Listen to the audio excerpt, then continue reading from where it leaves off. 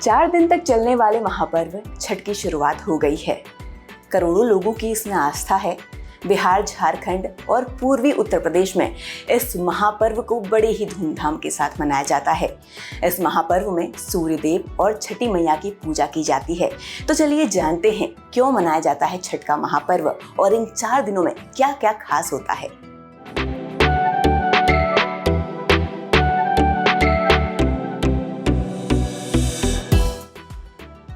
छठ पूजा पर भगवान सूर्य और छठी माता की पूजा होती है। ऐसी मान्यता है कि उस व्रत को रखने से सूर्य देव की कृपा मिलती है, साथ ही संतान से जुड़ी सभी समस्याएं दूर होती हैं। छठ का व्रत महिलाएं संतान की लंबी उम्र और सुख समृद्धि के लिए रखती हैं। इसकी शुरुआत आज से नहाए खाए से हो गई है। क्यों मनाया जाता है छठ पर्व?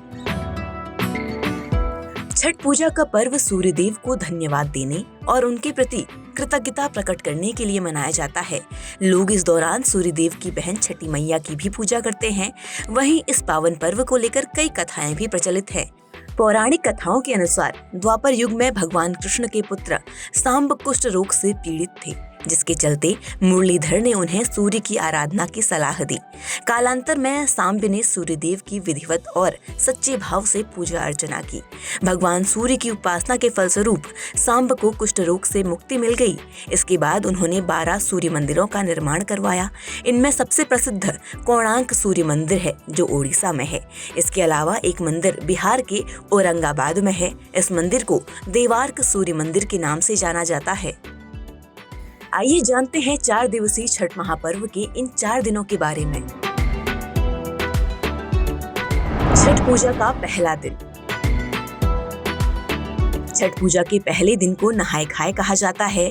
इस दिन से छठ पर्व की शुरुआत हो जाती है। इस दिन व्रतधारी सुबह नदी में स्नान कर नए कपड़े पहनते हैं और सात्विक भोजन ग्रहण करते हैं। नहाए खाए के दिन मुख्य तौर पर चने की दाल, कद्दू या लौकी और अरवा चावल का भात बनाया जाता है।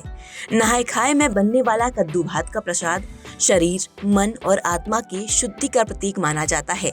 ये दिन मुख्यतः शुद्धता और सरल भोजन के लिए होता है। छठ पूजा का दूसरा दिन। छठ पूजा के दूसरे दिन को खरना कहते हैं। खरना के दिन व्रती केवल शाम के समय खीर और मीठी रोटी का प्रसाद ग्रहण करती है। ये प्रसाद भी शुद्ध लकड़ी के चूल्हे पर तैयार किया जाता है। खरना करने के बाद व्रती पूर्ण संकल्प के साथ 36 घंटे के निर्जला व्रत की शुरुआत करती है। खरना के प्रसाद को बहुत पवित्र माना जाता है। दूर दूर से लोग प्रसाद ग्रहण करने पहुंचते हैं। छठ पूजा का तीसरा दिन। छठ पूजा के तीसरे दिन को संध्या अर्घ भी कहा जाता है, जो कि छठ पर्व का सबसे अहम दिन होता है। इस दिन डूबते हुए सूर्य को अर्घ्य देने की परंपरा है। साथ में विशेष प्रकार का पकवान, ठेकुआ और मौसमी का फल चढ़ाया जाता है। आमतौर पर हम उगते हुए सूर्य को अर्घ्य देते हैं, लेकिन छठ एकमात्र ऐसा पर्व है जिसमें डूबते हुए सूर्य को अर्घ्य दिया जाता है। डूबते हुए सूर्य को अर्घ्य देने का उद्देश्य सूर्य देव के साथ उनकी पत्नी प्रत्युषा को सम्मान देना है। छठ पूजा का चौथा दिन। छठ पूजा के अंतिम दिन उदयगामी यानी उगते हुए सूर्य को अर्घ्य दिया जाता है।